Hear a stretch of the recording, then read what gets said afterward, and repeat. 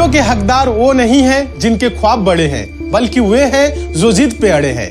अगर आपने 10वीं परीक्षा पास कर ली है तो हो जाइए तैयार। एसएससी एमटीएस के जरिए दे रहा है आपको सरकारी नौकरी पाने का सुनहरा मौका। एसएससी एमटीएस की बेहतर तैयारी कराने के लिए हम लेकर आए हैं श्योर सिलेक्शन बैच, जो आपके सिलेक्शन को 100% सुनिश्चित करेगा। इस बैच में आपको अनुभवी शिक्षकों के माध्यम से क्लासेस कराई जाएंगी और किसी भी सब्जेक्ट में आपको कोई भी डाउट है तो उस टीचर के माध्यम से ही उस डाउट को क्लियर किया जाएगा। तो देरी किस बात की, आज ही डाउनलोड करें एसएससी मेकर का ऐप और ज्वाइन करें श्योर सिलेक्शन बैच।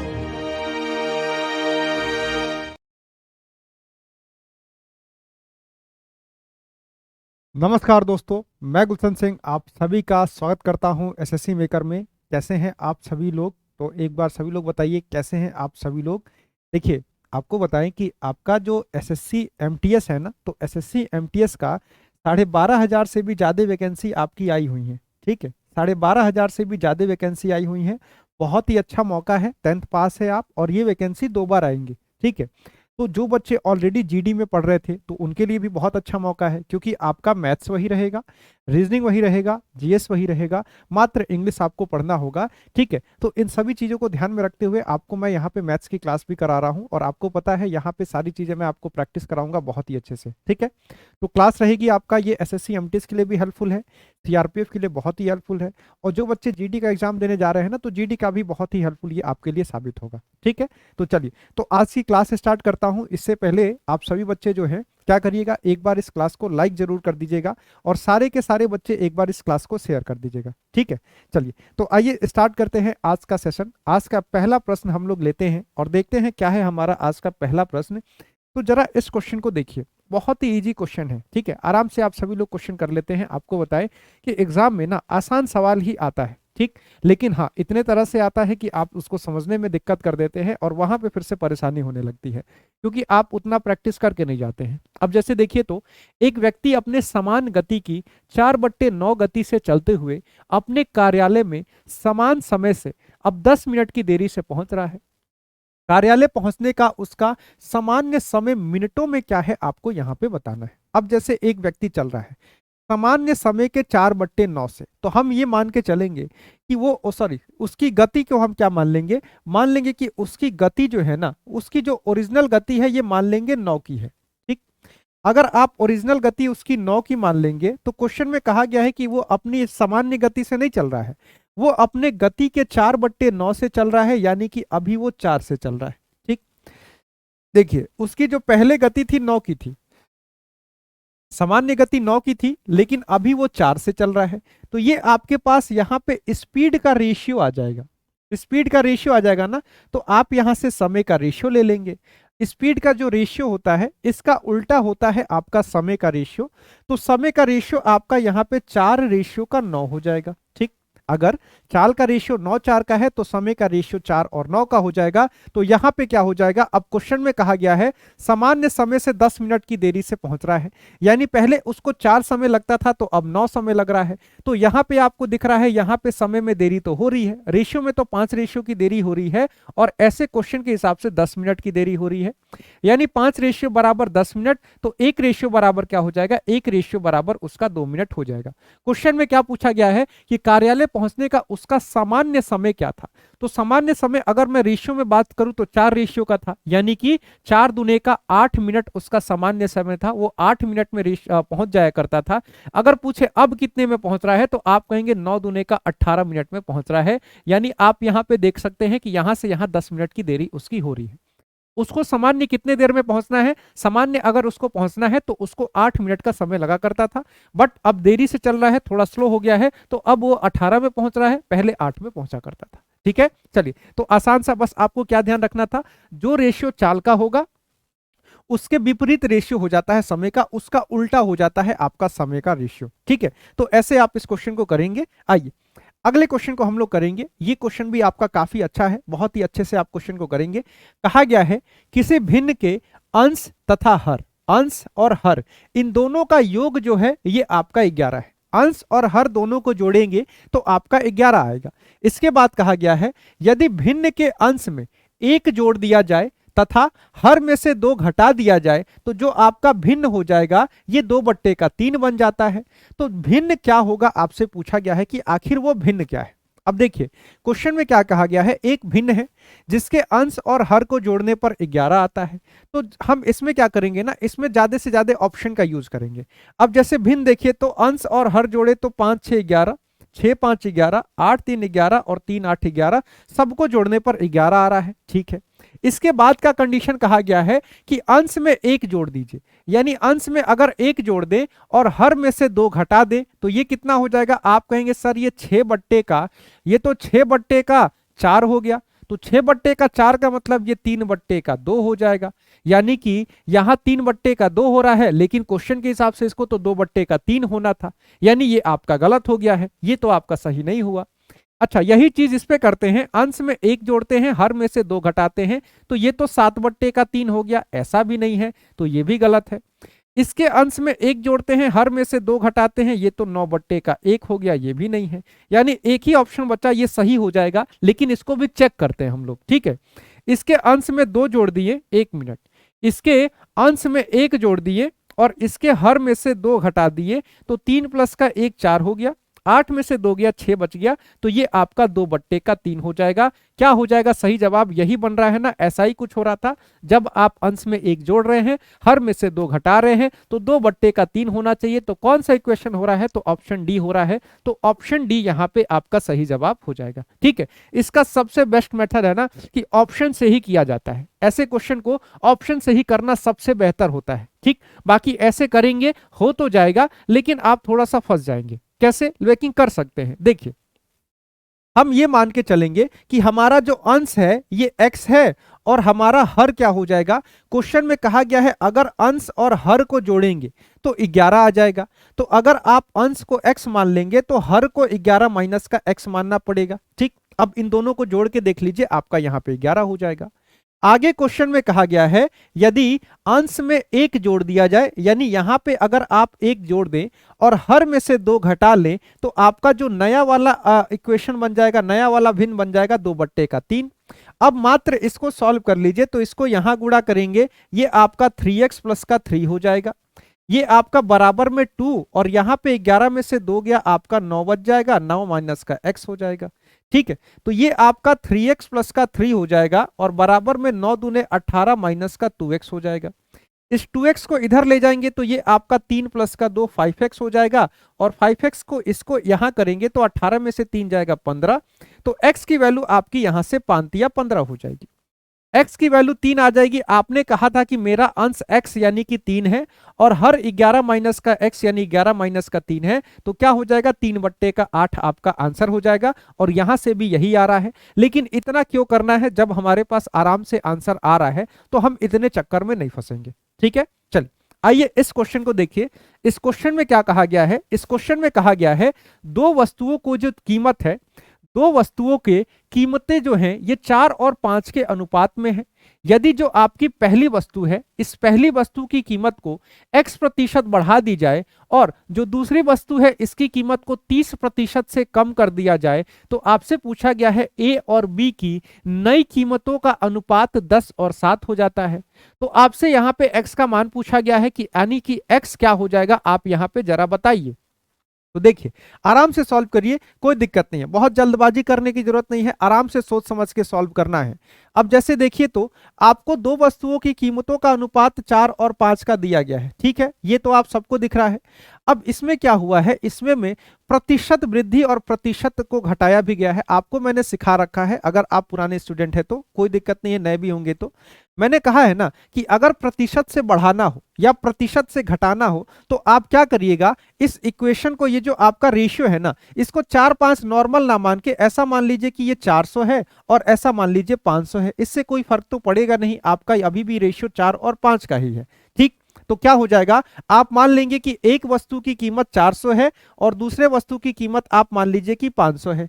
ठीक, इसके बाद आपको कहा गया है पहली वस्तु की कीमत में x% बढ़ाया जाता है, यानी ये जो आपका 400 है तो आप क्या करेंगे, इसमें 400 का x% बढ़ा देंगे, तो 400 का x% आप यहां पे ऐसे निकाल लेंगे और दूसरे वस्तु की कीमत को 30% कम करेंगे, यानी ये 500 है ना, तो 500 का आप यहाँ पे 30% कम कर देंगे। ठीक है, तो इसके बाद क्या हो जाएगा, इसके बाद इनके नई कीमतों का जो अनुपात हो जाएगा ये आपका 10/7 हो जाएगा। बस आपको यहां पे ध्यान देना है, आपकी जो वस्तु की कीमत 400 थी, आपने क्या किया, आपने इसमें x% की वृद्धि की, यानी कि +x% कर दिए। यहां पे आपने 30% घटाया, तो आप यहां पे 30% घटा रहे हैं, तो कितना हो जाएगा देखिए, तो ये आपका 00 से 00 कटा, ये आपका 400 प्लस का 4x होगा। ठीक, बट्टे में क्या हो जाएगा, 00 से 00 कटा, और ये आपका 500 है, और 500 माइनस का आपका 5 या 15 150, 500 में से 150 घटाएंगे, ये आपका 350 हो जाएगा। ठीक है, 350 हो गया, और बराबर में 10/7 हो जाएगा। मात्र इसको सॉल्व करेंगे, आपका यहाँ पे x की वैल्यू निकल के चली आएगी। करिए तो 7 से काटेंगे, आपका ये 50 बार में कटेगा। ठीक, इसको यहां गुणा करेंगे तो 400 प्लस का 4x बराबर क्या हो जाएगा, 50 गुणे का 10 यानी कि 500 हो जाएगा। 4x बराबर क्या हुआ, आप यहां पे 400 को लाके माइनस करेंगे, 100 हो जाएगा। तो x की वैल्यू क्या हो जाएगी, 100 को 4 से काटेंगे तो 25 आ जाएगा, यानी x का मान 25 हो जाएगा। x का मान ही आपसे पूछा गया था ना, x का मान बता दीजिए, तो आप कहेंगे सर ऑप्शन सी, यानी कि x का मान आपका 25 हो जाएगा। ठीक है, आसान सा क्वेश्चन था, बस समझना था, और समझ जाएंगे तो क्वेश्चन को कर लेंगे। ठीक है, 400 है, इसको x% बढ़ा दीजिए। सबसे पहले ध्यान रखिएगा, रेशियो में चीजें दी गई हो, और ऐसा हो कि इसको आप इतना प्रतिशत बढ़ा दीजिए, इसको इतना प्रतिशत कम कर दीजिए। अगर ऐसी चीजें कभी भी आ रही हो ना, तो आपको इसको 100 गुणा कर लेना है, 400 500 ऐसे मान लीजिएगा।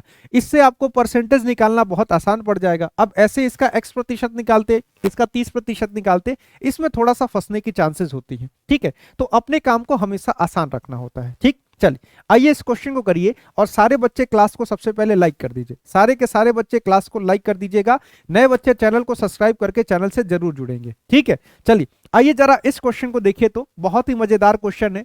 वह सबसे बड़ी संख्या कौन सी है जो 827, 1149 और 1310 को विभाजित करने पर प्रत्येक स्थिति में समान शेषफल प्राप्त करती है। यानी वो संख्या बतानी है कि जिस संख्या से आप इसको भाग लगा दीजिए, इसको लगा दीजिए, इसको लगा दीजिए, तीनों को लगाइए, लेकिन हर स्थिति में जो शेषफल बचना चाहिए ना, वो आपका समान बचना चाहिए।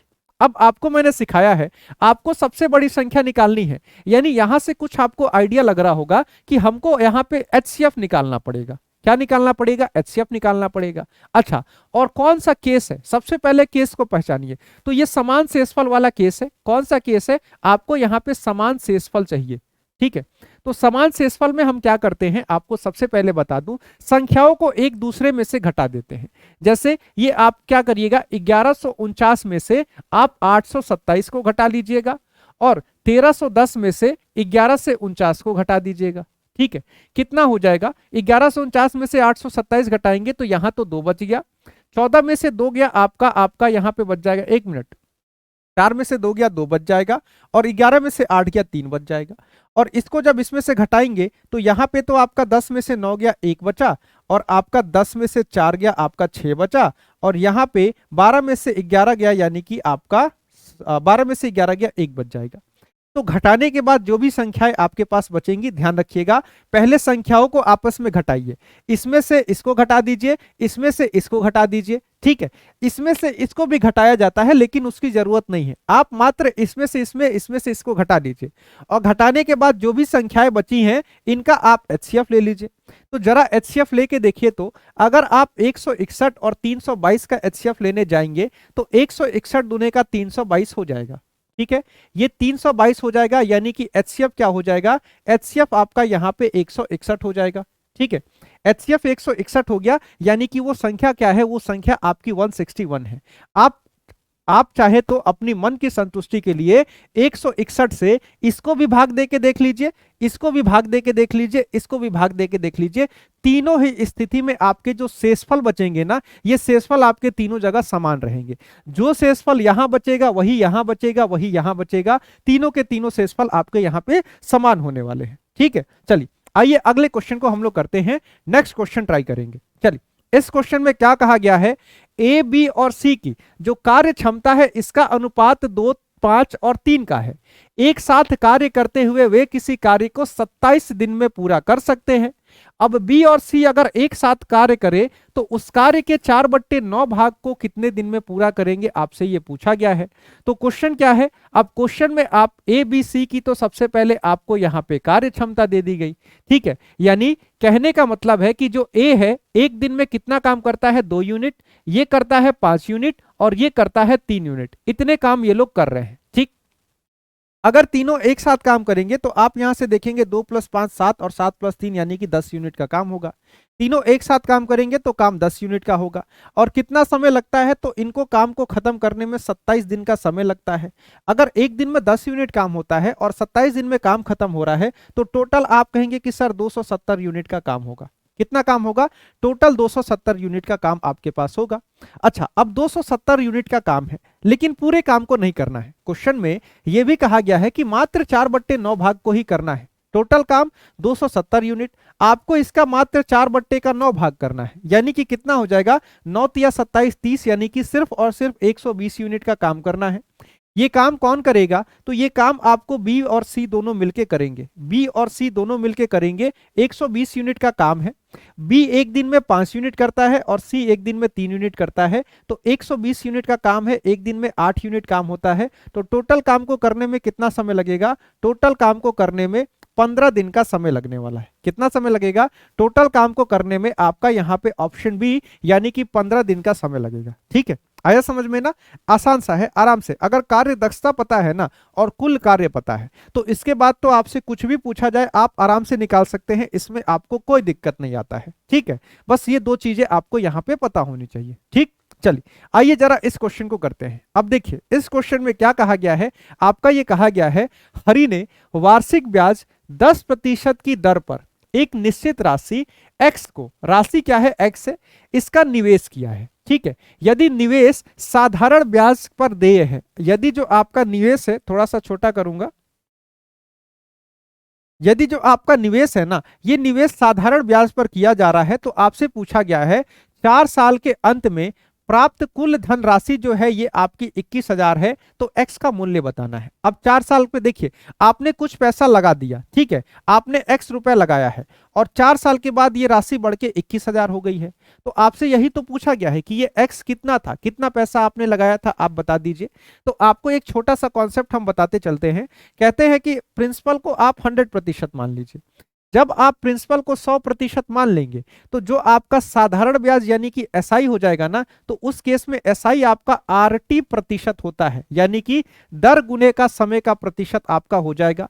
तो रेट आपसे क्वेश्चन में कहा गया है कि रेट आपका 10% का है और समय आपका 4 साल का है। तो आरटी प्रतिशत बराबर क्या हो जाएगा, ये आपका ब्याज आपका 40% का हो जाएगा। प्रिंसिपल 100%, ब्याज 40%। अगर आपसे मैं कहूं मिश्रधन के बारे में बताइए तो आप कहेंगे सर जो मिश्रधन होता है ना, मिश्रधन बराबर होता है कितना प्रिंसिपल हुआ और कितना आपको ब्याज मिला। तो प्रिंसिपल को तो आप 100% लेके चल ही रहे हैं और ब्याज 40% पा रहे हैं, तो जो आपका मिश्रधन हो जाएगा 140% का हो जाएगा। मिश्रधन कितना हो जाएगा, मिश्रधन आपका 140% हो जाएगा। लेकिन क्वेश्चन में कहा गया है कि आपको 21,000 प्राप्त होता है, यानी कि ये जो 21,000 है ना, ये आपका 140% के बराबर है। ठीक, तो 21,000 को 140 से भाग दे देंगे, 1% का मान निकल जाएगा। आपको यहाँ पे प्रिंसिपल निकालना है, यानी कि 100% का मान निकालना है। तो 100% बराबर क्या हो जाएगा, देखिए तो 14 एकम 14 हो जाएगा, 14 पंजे 70 यानी कि 5 और यहाँ पे एक आपका 0।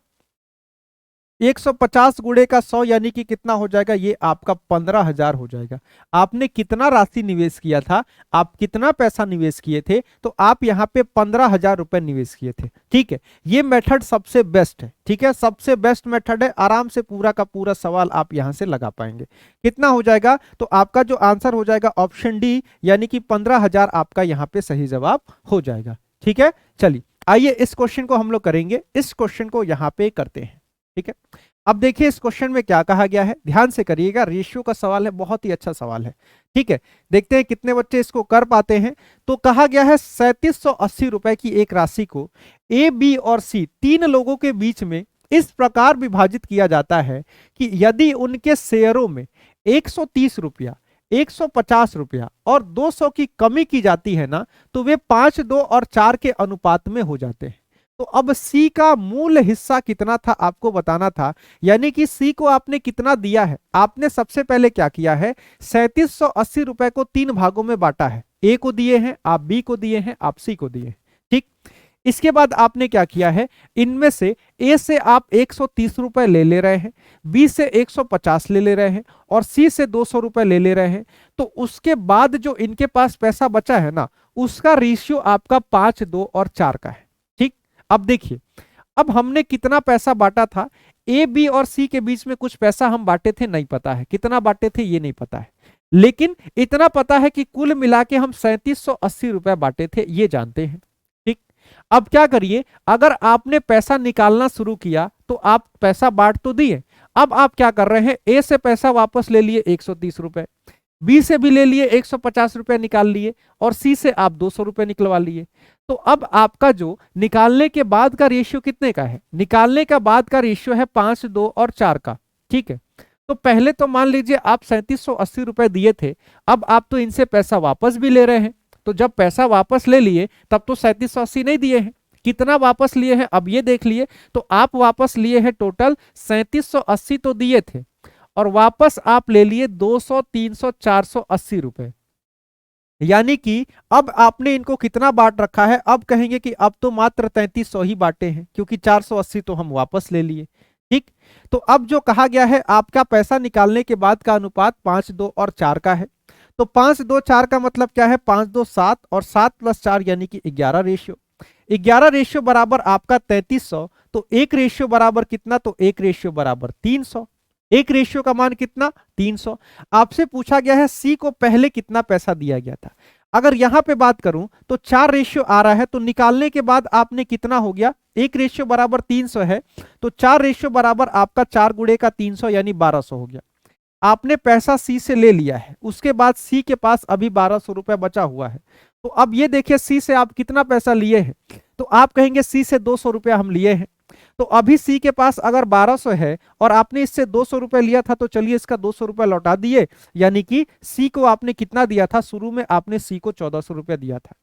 शुरू में आप सी को 1400 रुपया दिए थे, यानी कि ऑप्शन सी आपका यहाँ पे सही जवाब हो जाएगा। आप सी को फिर से उसको 200 रुपया वापस कर दीजिए, तो सी का हिस्सा 1400 का हो जाएगा। मात्र यही आपसे क्वेश्चन में पूछा गया था, ठीक। चलिए आइए अगले क्वेश्चन को करते हैं, ठीक है। जरा इस क्वेश्चन को देखिए, तो इस क्वेश्चन में क्या कहा जा रहा है, आय व्यय का क्वेश्चन है। और ध्यान रखिएगा, आपको एक चीज मैं हमेशा सिखाता हूं कि कितना पैसा आप कमाए हैं, आय, ठीक है। आय बराबर, अगर आपको पता करना है कि आपकी आय कितनी है, तो देख लीजिए कितना पैसा आप खर्च किए हैं, कितना पैसा खर्च किए हैं और प्लस में कितना पैसा बचाए हैं, यानी कि व्यय प्लस का बचत हो जाएगा। आय बराबर व्यय प्लस का बचत, यानी कि कितना खर्च किए हैं और कितना बचाए हैं, ये आप देख लीजिए। तो देखिए, तो क्वेश्चन में क्या कहा जा रहा है, ए और बी की जो आय का अनुपात है ये 7:5 है। ए और बी क्रमशः 4000 और 3000 बचाते हैं। तो अगर मैं आपसे पूछूं तो आप कहेंगे सर देखिए, ए जो है ना, ए 7x कमाता है, ठीक। ए 7x कमाता है और क्वेश्चन में कहा गया है कि 4000 रुपया बचा लेता है, तो ये क्या निकल जाएगा, आप कहेंगे सर ये तो ए का खर्च आ गया, ए का व्यय आ गया। ए का व्यय क्या, 7x कमाया था और 4x बचा ले गया, तो कितना बचा, ये जो बचा वो खर्च किया होगा, ठीक। अच्छा, अगर मैं कहूं बी का व्यय बताइए, तो आप कहेंगे सर देखिए बी कितना कमा रहा है, आप कहेंगे बी जो है 5x कमा रहा है, ठीक है। 5x कमा रहा है और एक महीने में 3500 रुपया बचा ले रहा है, चाहे जो भी हो। ये 5x कमा रहा है और 3500 बचा रहा है, तो इसने खर्च कितना किया, इतना कमाया इतना बचाया, यानी कि जो बचा वो खर्च कर दिया, ठीक है। 5x माइनस का 3500 इसने खर्च कर दिया, ठीक। अब क्वेश्चन के अगले हिस्से में कहा गया है, यदि जो बी का व्यय है ये ए के व्यय का आधा है, यानी कि क्वेश्चन में कहा जा रहा है जो बी का व्यय है, ध्यान दीजिए, बी का जो खर्च है, बी का व्यय जो है ये बराबर है ए के व्यय का आधा। क्या, ए का व्यय ए के व्यय के आधा है। तो अब आप इसको करेंगे तो बी का व्यय कितना, बी का व्यय 5x माइनस का 3500 और बराबर में ए का व्यय 7x माइनस का 4000 और बट्टे में आपका 2 है, ठीक। इस 2 को यहां गुणा करेंगे तो ये हो जाएगा 10x माइनस का 7000 बराबर 7x माइनस का 4000 आपका यहाँ पे हो जाएगा। ठीक, इसको यहाँ करेंगे 3x बराबर 3000 हो जाएगा। x की वैल्यू क्या हो जाएगी, x बराबर आपका यहाँ पे 1000 हो जाएगा। क्वेश्चन में आपसे जो पूछे वो बता दीजिए। आपसे क्या पूछा है, a और b का कुल आय कितना है, तो a का आय 7x और b का आय 5x, तो कुल आय बराबर क्या हो गया 12x। x की वैल्यू 1000 आ ही रही है, तो 12x बराबर 12000 हो जाएगा। यही तो होगा, कुल आय कितना हो जाएगा, कुल आय आपका यहाँ पे 12000 हो जाएगा। ऑप्शन सी आपका यहाँ पे सही जवाब हो जाएगा। ठीक है, चलिए आइए अगले क्वेश्चन पे हम लोग चलेंगे। नेक्स्ट क्वेश्चन को हम लोग करेंगे। आपको बता दे, जो भी बच्चा, चाहे आप सीआरपीएफ की तैयारी कर रहे हो, चाहे एसएससी एमटीएस की तैयारी कर रहे हो, सीजीएल सीएचएसएल, हर एक चीज का बैच अवेलेबल है। बहुत ही बढ़िया मौका है, आपको शुरू में ही बताया हूं 12500 से ज्यादा वैकेंसी है, ध्यान रखिएगा। 12500 से ज्यादा वैकेंसी, ठीक है। और कहाँ है, तो एमटीएस में है, तो इसके लिए पढ़ना पड़ेगा। चाहे आप फौजी बैच की छात्र हो, अबे बैच के छात्र हो, यानी आप चाहे आप जीडी की तैयारी कर रहे थे या फिर आप सीआरपीएफ की तैयारी कर रहे थे, किसी भी एग्जाम की तैयारी कर रहे थे, आप मात्र इस इंग्लिश के बैच से, अगर आप इन दोनों बैच से तैयारी कर रहे थे तो आप इंग्लिश पढ़ लेंगे, तो इंग्लिश से आपकी कंप्लीट तैयारी हो जाएगा।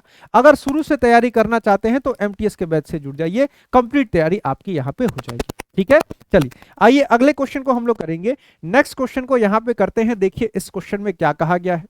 इस क्वेश्चन में कहा गया है, एक राशि है, इसको आप क्रमशः 5%, 10% और 20% चक्रवृद्धि ब्याज की दर पर 3 वर्षों के लिए निवेश की जाती है।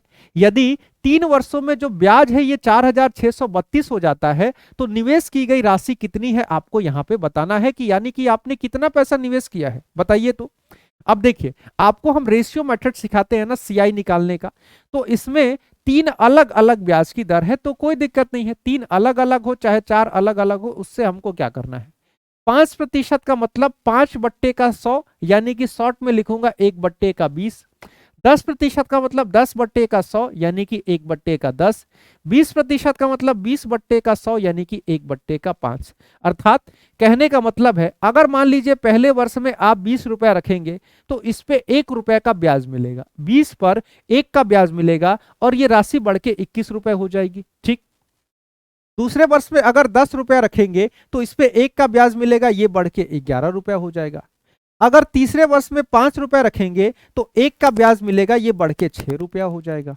ठीक है, आपको मैंने सिखाया है इन तीनों को आपस में गुणा कर लिया करिए। ठीक है, तो क्या हो जाएगा, 20 गुणे का 10 यानी कि 200 और 200 गुणे का 5 यानी कि 1000 हो गया।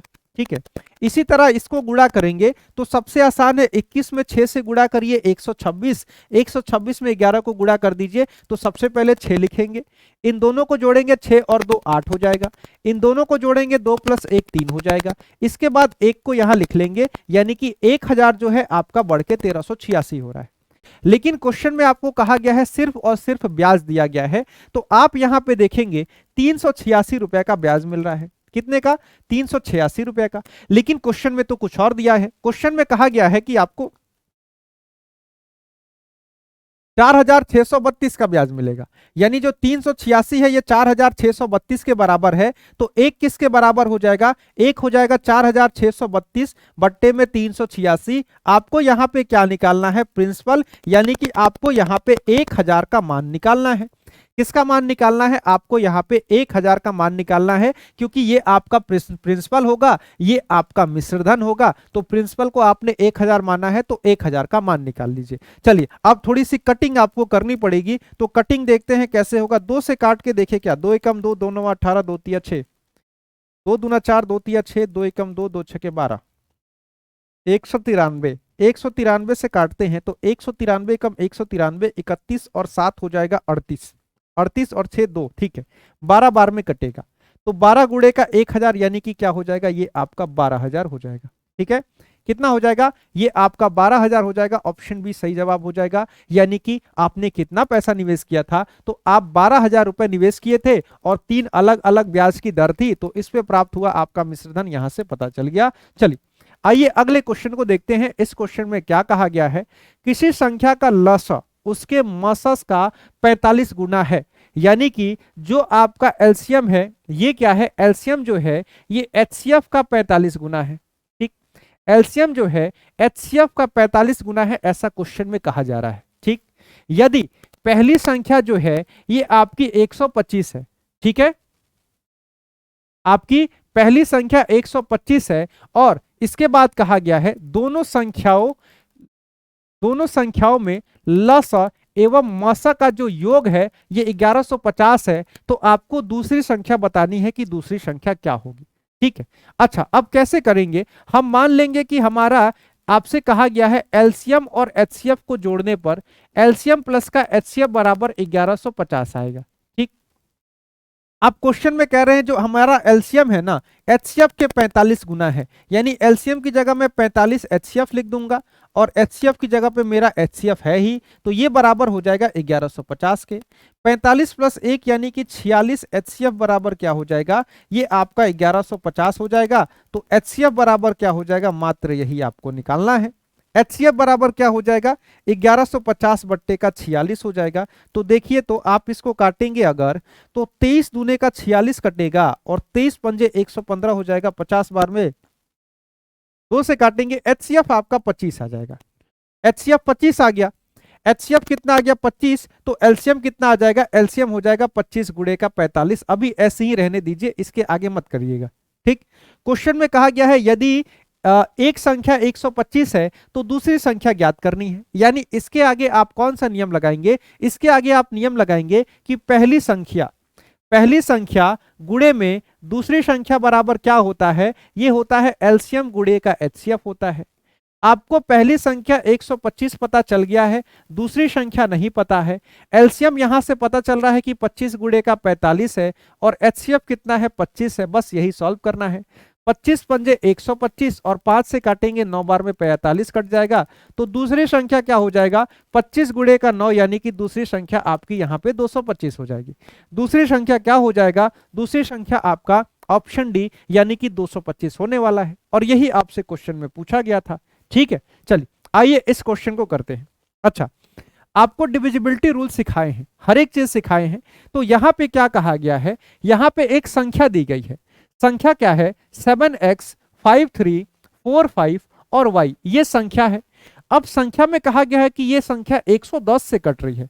110 से कट रही है तो सर आप तो 110 का सिखाए ही नहीं थे, आपको मिक्स करके बनाना होगा, आपको चीजें मिक्स करके बनानी होंगी। ऐसा देखिए तो अगर कोई संख्या आप 10 का डिविजिबिलिटी जानते हैं, शायद ना जानते हो, 11 का डिविजिबिलिटी जानते हैं, ये भी शायद ना जानते हो।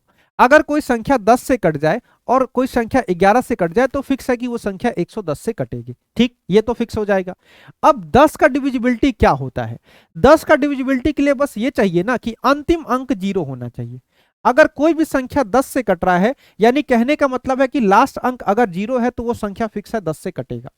तो यहां से एक चीज तो पता चल गया कि y की वैल्यू 0 होगी। ठीक, y की वैल्यू 0 होगी। अब संख्या क्या बच गया, संख्या बच गया 7x 53450, ये बच गया, y की वैल्यू मेरी 0 होगी। ठीक है, ये हो गया। अच्छा, अब यहाँ पे 11 की डिविजिबिलिटी चेक करेंगे। 11 का डिविजिबिलिटी क्या होता है, एक एक को छोड़ के जोड़िए।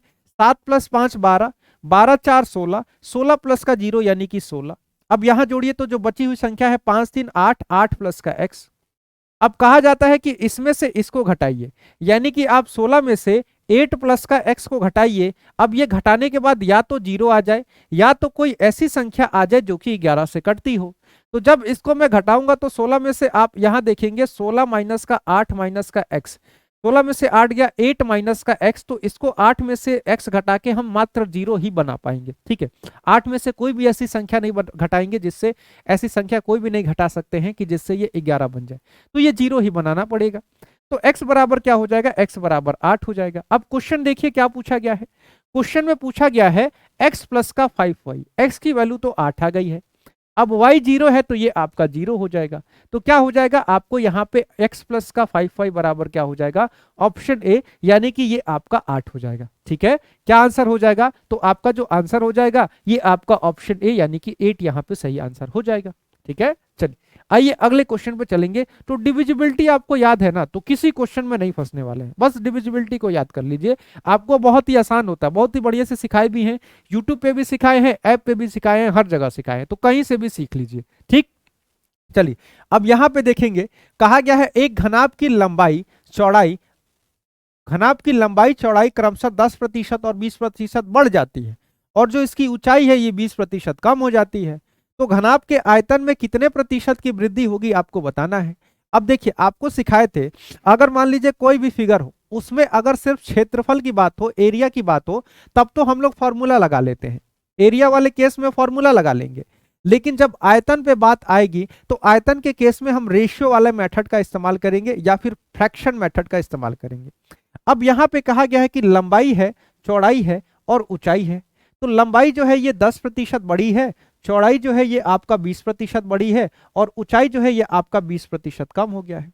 अब 10% का मतलब 1/10, 20% का मतलब 1/5 और 20% का मतलब 1/5। यानी कहने का मतलब है अगर 10 आपकी लंबाई है तो लंबाई में 1 की वृद्धि होगी, बढ़ के 11 हो जाएगा। अगर 5 आपकी चौड़ाई है तो चौड़ाई में 1 की वृद्धि होगी, बढ़ के 6 हो जाएगा। अगर 5 आपकी ऊंचाई है तो यहाँ पे कमी हो रही है तो 1 की कमी होगी, ठीक है, कमी हो रहा है तो 1 को घटाएंगे तो यहाँ पे लंबाई में ऊंचाई में 1 की कमी होगी और ऊंचाई घट के 4 हो जाएगा। ठीक, अब इसको करेंगे तो आपको क्या करना है, यहाँ पे आयतन देखना है आपको। ये पहले की बात है, ये अब की बात है। आयतन बराबर क्या होता है आपको पता होना चाहिए। घनाभ का आयतन होता है लंबाई गुणे चौड़ाई गुणे ऊंचाई। तो पहले आपका लंबाई ये था, चौड़ाई ये था, ऊंचाई ये था, 5 × 25 250। अब आपका लंबाई चौड़ाई ऊंचाई बदल के ये हो गया है। तो 6 चौके 24 और 24 गुणे का 11 करेंगे तो 4 6 2 यानी कि 264 हो जाएगा। ठीक है, यानी कि पहले आपका आयतन 250 था, अब आयतन 264 हो गया है, तो आयतन तो बड़ा है। अब आयतन कितना बड़ा है, तो 14 बड़ा है। किस पे बड़ा है, तो 250 पे बड़ा है। तो प्रतिशत में बस आपको बढ़ाना बताना है कि कितना बढ़ेगा। ठीक, 5 पंजे 25 और 5 दूने का 10 यानी कि 28/5% बढ़ा है। तो 28/5 का मतलब क्या हो गया, 5 पंजे 25 और 5 छके 30 यानी कि 5.6% बढ़ेगा। तो ऐसा तो कुछ दिया नहीं है, मिक्स फ्रैक्शन है ना, तो 5 पंजे 25 और 25 और 3 28 यानी कि 5 सही 3/5% आपका यहाँ पे ये बढ़ जाएगा। ऑप्शन डी आपका यहाँ पे सही जवाब हो जाएगा। ठीक, चलिए आइए अगले क्वेश्चन को करेंगे, मेंसुरेशन का और समकोण समद्विबाहु। ध्यान दीजिए, यदि एक समकोण समद्विबाहु त्रिभुज यानी कि जो समकोण भी हो और समद्विबाहु भी हो, तो अब ये कैसे होगा, तो देखिए अगर मेंसुरेशन की जानकारी रखते होंगे ना, थोड़ा सा त्रिभुज के बारे में पता होगा, तो समकोण का मतलब हुआ कि जिसका एक कोण 90 डिग्री बन जाए। ठीक, समकोण का मतलब हुआ जिसका एक कोण 90 डिग्री बन जाए, और समद्विबाहु का मतलब जिसके दो भुजा बराबर हो जाए। तो यही दो भुजा बराबर हो सकती हैं क्योंकि ये कर्ण होता है और कर्ण सबसे बड़ा होता है। ठीक, तो मान लेते हैं कि ये ए है, ये ए है, तो ये कर्ण कितने का हो जाता है, इस केस में ये कर्ण होता है a√2 हो जाता है। ये आपको थोड़ा सा जानकारी होना चाहिए। ठीक, तो यहाँ पे कर्ण की लंबाई दी गई है 8 सेंटीमीटर, यानी a√2 बराबर 8 सेंटीमीटर है। तो अगर मैं कहूं a की लंबाई, तो a बराबर आप कहेंगे सर 8/√2 हो जाएगा। इस त्रिभुज के एरिया की बात कही गई है, तो त्रिभुज का जो एरिया होता है ये होता है हाफ गुणे का आधार गुणे का ऊंचाई। तो आधार भी आपका a है, ऊंचाई भी आपकी a है, तो 1/2 गुणे का a² आपका हो जाएगा। और यहां से a का मान पता है, तो 1/2, a की वैल्यू 8/√2 है, स्क्वायर करना है तो एक और 8/√2 लिखना पड़ेगा। तो 2 से 8 कट जाएगा 4 बार, √2 को गुणा करेंगे 2 बन जाएगा, और 2 से 4 काट देंगे 2 बार में। तो एरिया क्या हो जाएगा, एरिया बराबर 8 दूने का 16 सेंटीमीटर स्क्वायर हो जाएगा। ठीक, एरिया बराबर क्या हो जाएगा, एरिया जो आपका हो जाएगा ये आपका 16 सेंटीमीटर स्क्वायर हो जाएगा, यानी कि ऑप्शन ए आपका यहाँ पे सही जवाब हो जाएगा। ठीक है, क्या हो जाएगा, ऑप्शन ए आपका सही जवाब हो जाएगा। ठीक है, चलिए आइए जरा इस क्वेश्चन को करिए। एलिगेशन के इस बहुत ही आसान से क्वेश्चन को आप लोग करेंगे, बहुत ही आसान होता है, मैंने तो इतना आसान बना दिया है कि अब तो बच्चे देखते कर देते हैं। ठीक है, कहा गया है, और हाँ सारे बच्चे क्लास लाइक जरूर कर दीजिएगा, क्लास देख रहे हैं क्लास को लाइक करिएगा, और नए बच्चे चैनल को सब्सक्राइब करके चैनल से जरूर जुड़िएगा। कहा गया है समान क्षमता के 3 जग है, इसमें दूध भी है, इसमें पानी भी है। तो आप देखिए तो किस रेशियो में है, पहले में 3 और 1 के रेशियो में, दूसरे में 7 और 1 के रेशियो में, तीसरे में 11 और 5 के रेशियो में पड़ा हुआ है। अब तीनों को आपस में मिला देना है, और मिलाने के बाद आपसे पूछा गया है कि पानी और दूध का रेशियो क्या हो जाएगा। तो अब इसको मिलाते कैसे हैं, क्या आपको आता है, नहीं आता है तो देखिए मैंने सिखाया है, दोनों को जोड़िए, 3 + 1 4, 7 + 1 8, 11 + 5 16। ठीक है। अब इसके जोड़ को बराबर करिए। जोड़ को बराबर करने का क्या मतलब है भाई, जैसे ये 16 है, इसको भी 16 बनाइए, तो इसको 16 बनाने के लिए 4 से गुणा करिए, इसको 16 बना सकते हैं, इसके लिए 2 से गुणा कर दीजिए। ये तो 16 है ही, तो इसको 16 क्यों बनाना है, ठीक है।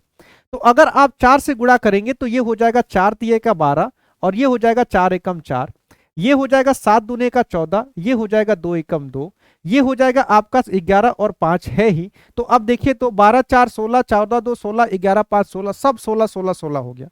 ये क्या है, ये मिल्क है, ये वाटर है। अब इसको आपस में मिला दीजिए यानी जोड़ दीजिए। 2 4 6 1 7, 1 2 और 3 यानी कि 37, 3 4 2 6 5 11 यानी कि 37 रेशियो का 11 बन रहा है।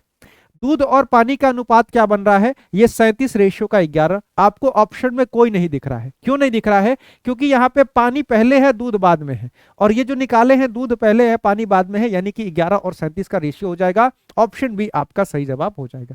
ठीक है, देखिए सबसे पहले जोड़ना होता है और उसके बाद इन तीनों को बराबर करना होता है। अब बराबर करने के लिए किसी संख्या से गुणा ही करना पड़ता है, तो कौन सी संख्या है ये आपको थोड़ा सा ढूंढना पड़ता है। और कितना करना होता है, इसके लिए आप 4 8 और 16 का एलसीएम भी निकाल सकते हैं।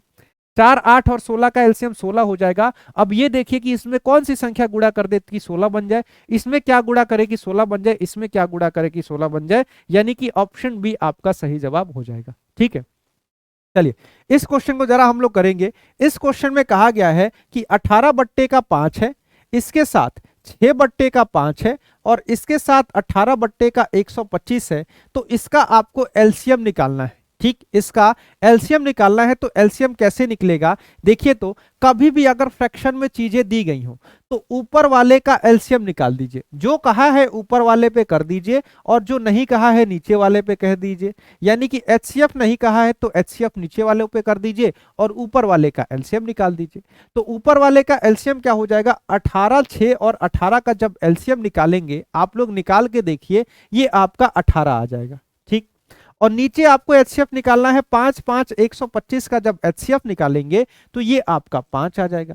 यानी कि आंसर क्या हो जाएगा, तो आंसर 18 बट्टे का 5 हो जाएगा। 18 बट्टे 5 का मतलब 5 या 15, 5 6 30, यानी कि 3.6 आपका सही आंसर हो जाएगा। ऑप्शन बी यहाँ पे सही जवाब हो जाएगा। ठीक, क्या हो जाएगा, ऑप्शन बी आपका यहाँ पे सही जवाब होगा। ठीक है, तो चलिए ये सारे आपकी आज की क्लास के सवाल थे। आप सभी को मैं बता दूं कि सारे बच्चे, आप जो भी बच्चे इस चैनल को, इस वीडियो को देख रहे हैं, क्लास को लाइक कर दीजिएगा। सारे बच्चे चैनल को सब्सक्राइब करके चैनल से जुड़ लीजिएगा। ये आपका पीडीएफ एसएससी मेकर के ऐप पे अवेलेबल हो जाएगा। एसएससी मेकर का ऐप जरूर डाउनलोड करना है। जो भी बच्चे एसएससी एमटीएस की तैयारी कर रहे हैं तो एसएससी एमटीएस का कंप्लीट बैच एकदम बेसिक से आपको मात्र 299 में कहा मिल जाएगा, ये मिल जाएगा आपको एसएससी मेकर के ऐप पे। इसके साथ अगर एसएससी आप सीआरपीएफ की तैयारी कर रहे हैं तो ये आपको 250 में कंप्लीट बैच मिलेगा। आरंभ बैच सीजीएल के लिए है और सीजीएल आपको मात्र 600 में मिल जाएगा, और सीएचएसएल की कंप्लीट तैयारी मात्र 350 में कराई जाएगी। ठीक है, तो ये सारे आपके कुछ एसएससी मेकर के बैच है। इसके साथ अगर आप यूपी पुलिस कांस्टेबल की तैयारी कर रहे हैं तो कंप्लीट बैच आपको 399 में अवेलेबल हो जाएगा। ठीक है, तो आप सभी लोग जरूर जुड़िएगा, एसएससी मेकर का ऐप जरूर डाउनलोड करिएगा। आपको बता दें डेली सुबह में 9 बजे क्लास होती है। सुबह में 6 बजे करंट अफेयर, 9 बजे मैथ, 11 बजे जीएस, 2 बजे जीडी के लिए हिंदी, और 4 बजे आपका एसएससी एमटीएस के लिए आपकी रीजनिंग की क्लास चलती है। इसके साथ आपको बता दें डेली शाम को 8 बजे आपको अजय सर एक दिन मैथ और एक दिन रीजनिंग की क्लास कराते हैं। तो इन सभी क्लासों से जरूर जुड़ा करिए। ठीक है, चलिए तो आज का सेशन यहीं तक खत्म करेंगे। आप लोग कमेंट बॉक्स में जरूर लिखिएगा कि क्लास कैसा लगा, और आप सारे अपडेट के लिए जरूर टेलीग्राम चैनल से जुड़ जाइएगा। ठीक है, कमेंट बॉक्स में लिखिएगा क्लास कैसा लगा। तो आज की क्लास यहीं तक रहेगी, आपसे मिलते हैं अगली क्लास में। तब तक के लिए नमस्कार, जय हिंद।